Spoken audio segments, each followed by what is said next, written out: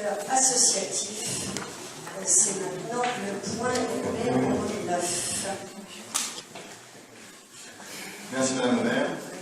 Oui, nous avions voté si je me coupe la parole, nous avions voté en décembre 2014 le cadre de partenariat associatif. Nous en sommes à une nouvelle saison. Il y a eu des remontées de la part de nos services, donc je suis amené ce soir à vous reproposer ce texte où la forme a plus été modifiée que le fond, puisque nous étions surtout au niveau du matériel, puisque nous étions engagés à proposer à nos associations du matériel style assiette, couvert, etc.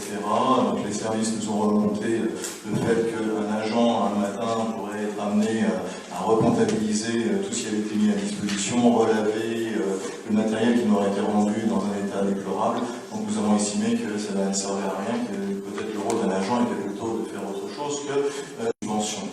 Et je voudrais profiter de l'occasion qui m'est donnée pour pouvoir répondre à un mail que nous avons reçu récemment, et surtout les présidents de l'association, je pense que le Dr Maillard a dû le recevoir, de la part de la Gazette de Dinard et du site du blog Cyrano, Dinard Cyrano, pour répondre à certaines inepties qui ont été proférées dans ce mail, à savoir qu'il est hors de question, bien évidemment, que nous retirions des demandes de subvention le coût des fluides que nous serions amenés à payer au nom de ces dites associations. Cela.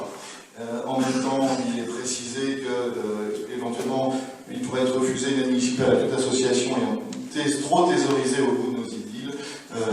La gestion d'emplois de famille, bien évidemment, de nos associations est importante. Par contre, il faut considérer désormais le tissu associatif comme des entreprises associatives et non plus comme des associations loi 1901, je dois être près du micro, comme des associations loi 1901. Donc l'objectif est évident de responsabiliser les dirigeants de cette association pour, lorsqu'elles estiment que la mise à disposition des infrastructures est suffisante, si ils ont une trésorerie nécessaire et suffisante, la demande de subvention n'est pas forcément un dû.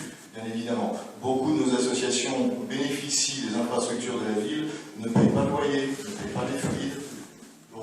Donc, on a écrit récemment, à l'instar de la ville de Pleurtuis qui avait fait la même démarche en février, pour responsabiliser nos dirigeants à ce. Je soulève simplement la question sur les fluides. Vous venez de répondre à cette question. Maintenant, vous allez avoir du mal à évaluer la dépense en fluide. La dépense en fluide est quasiment impossible à évaluer, surtout lorsque les associations utilisent des infrastructures style COSEC. S'il faut installer des sous-compteurs avec la mutualisation des locaux, ceci est quasiment impossible.